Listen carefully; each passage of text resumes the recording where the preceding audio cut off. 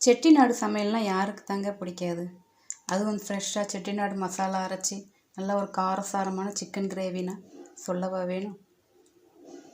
Hello friends, welcome to Lakshmi சமையல். நம்ம இன்றைக்கி பார்க்க போகிற ரெசிபி செட்டிநாடு சிக்கன் கிரேவி. வாங்க இப்போ ரெசிபிக்குள்ளே போகலாம்.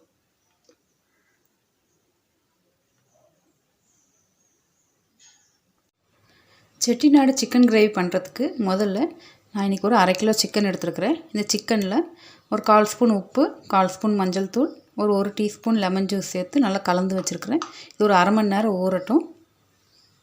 தனியாக எடுத்து வச்சிடலாம். இப்போது செட்டிநாடு மசாலா அரைச்சிக்கலாம். கேஸ் ஆன் பண்ணி ஒரு பேன் ஹீட் பண்ணிக்கோங்க. அதில் நான் இன்றைக்கி 1 டேபிள் ஸ்பூன் அளவுக்கு நல்லெண்ணெய் சேர்த்துக்கிறேன். ஆயில் கொஞ்சம் ஹீட் ஆகட்டும்.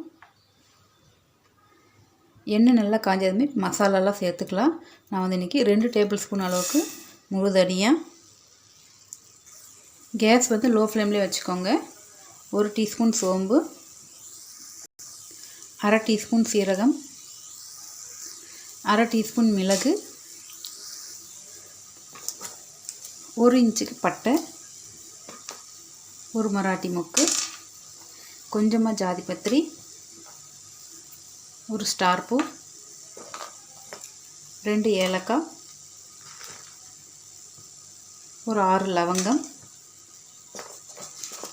2 பிரியாணி இலை, காரத்துக்கு ஒரு 6லேருந்து 7 வரமிளகாய் சேர்த்துக்கலாம். சேர்த்துட்டு கல்பாசி ஒரு 1/2 ஸ்பூன் சேர்த்துக்கோங்க. செட்டிநாடு மசாலாவில் இந்த கல்பாசி ரொம்ப முக்கியம். இது இல்லாமல் செட்டிநாடு மசாலாவே செய்ய மாட்டாங்க. கடைசியாக ஒரு கருப்பு ஏலக்காய் இதெல்லாம் சேர்த்துட்டு கேஸ் லோ ஃப்ளேம்லேயே வச்சு நல்லா வறுத்துக்கலாம். கரிஞ்சிடாமல் லோ ஃப்ளேமில் வச்சு வறுத்துக்கோங்க. மசாலாலாம் பாதி வறுத்ததுமே ஒரு கொத்து கருவேப்பிலை, ஒரு 1/4 ஸ்பூனுக்கு புளி சேர்த்துக்கலாம். புளி சேர்த்துட்டு ஒரு 1/4 ஸ்பூன் அளவுக்கு வெந்தயம் இதுவும் சேர்த்துட்டு நல்லா வறுத்துக்கலாம் எல்லா மசாலாவையும். மசாலாலாம் நல்லா வறுத்தாச்சுங்க. நான் கேஸ் ஆஃப் பண்ணிவிட்டேன். ஆஃப் பண்ணிவிட்டு இது ஒரு பிளேட்டுக்கு மாற்றி ஆற வச்சிடலாம்.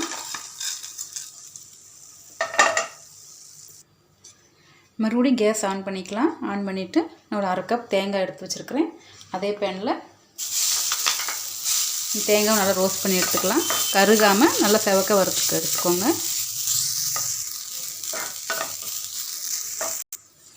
தேங்காய் நல்லா ப்ரௌனாக ஆரம்பிச்சிருச்சுங்க. இந்த அளவுக்கு வறுத்தா போதும். கேஸ் ஆஃப் பண்ணிடலாம்.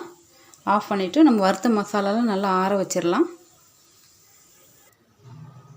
நம்ம வறுத்து ஆற வச்ச மசாலாவை ஒரு மிக்ஸி ஜாருக்கு மாற்றிட்டு தண்ணி சேர்த்து நல்லா நைஸாக அரைச்சிக்கலாம். மசாலா நல்லா இந்த அளவுக்கு நைஸாக அரைச்சிக்கோங்க. இருக்கட்டும். செட்டிநாடு மசாலா ரெடி ஆயிடுச்சு. இது தனியாக எடுத்து வச்சுட்டு கிரேவி ரெடி பண்ணிக்கலாம்.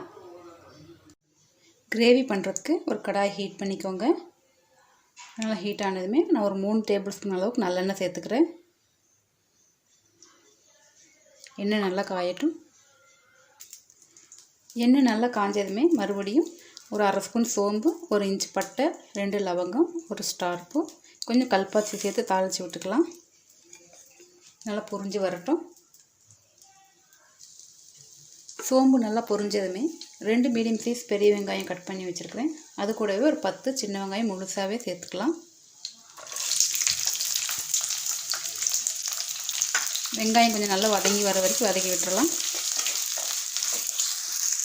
வெங்காயம் வதங்கும் போதே ஒரு கொத்து கருவேப்பிலையும் சேர்த்து வெங்காயத்து கூட நல்லா வதக்கி விட்டுறலாம்.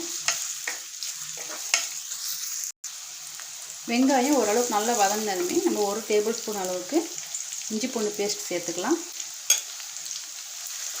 சேர்த்து இந்த இஞ்சி பூண்டு கொஞ்சம் வெங்காயத்தோடு நல்லா கலந்து வதங்குற அளவுக்கு வதக்கி விட்டுறலாம். உடனே நம்ம தக்காளி சேர்க்க வேண்டாம். இஞ்சி பூண்டு நல்லா வதக்கிட்டு அதுக்கப்புறம் தக்காளி சேர்த்துக்கலாம். இஞ்சி பூண்டு நல்லா வதங்கினதுமே ஒரு மீடியம் சைஸ் தக்காளி சேர்த்துக்கலாம். 1/2 கிலோ சிக்கனுக்கு ஒரு மீடியம் சைஸ் தக்காளி சேர்த்தாலே போதுமானது. நம்ம ஏற்கனவே மசாலாவில் கொஞ்சம் புளி சேர்த்துருக்கிறதுனால இதுவே போதும். தக்காளி தெரியாத அளவுக்கு நல்லா வதக்கி விட்டுறலாம். தக்காளி நல்லா வதங்கினதுமே இதில் ஒரு அரை ஸ்பூன் மிளகாய்த்தூள், ஒரு அரை ஸ்பூன் மல்லித்தூள், ஒரு 1/4 ஸ்பூன் மஞ்சள் தூள் சேர்த்து நல்லா கலந்து விட்டுக்கலாம்.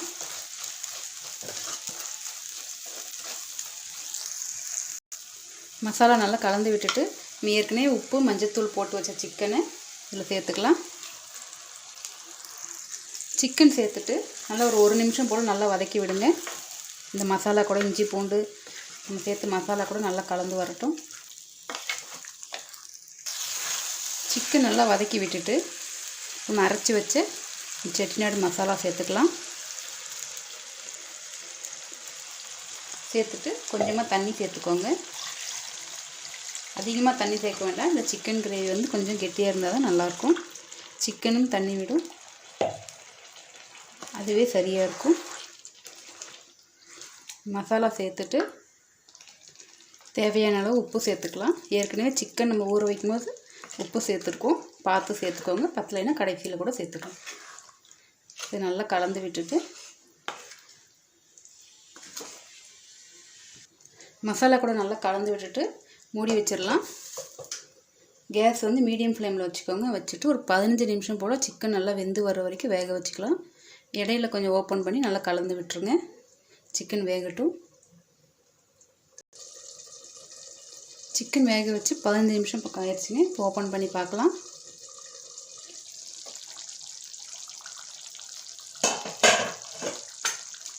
சிக்கன் நல்லா வெந்து எண்ணெயெல்லாம் தனியாக பிரிஞ்சு வந்துருக்கு பார்த்தீங்களா. கடைசியாக கொஞ்சம் கொத்தமல்லி தூவிக்கலாம். தூவி நல்லா கலந்து விட்டுட்டு கேஸ் ஆஃப் பண்ணிடலாம். அவ்வளோதாங்க, செட்டிநாடு சிக்கன் கிரேவி ரெடி. வீட்டில் நீங்கள் ட்ரை பண்ணி பார்த்துட்டு எப்படி வந்தது எனக்கு கமெண்ட் பாக்ஸில் சொல்லுங்கள். இந்த வீடியோ உங்களுக்கு பிடிச்சிருந்தால் மறக்காமல் லைக் பண்ணுங்கள். கூடவே லக்ஷ்மி சமையலுக்கு சப்ஸ்கிரைப் பண்ணாமல் இருந்தீங்கன்னா சப்ஸ்கிரைப் பண்ணிக்கோங்க. தேங்க்யூ.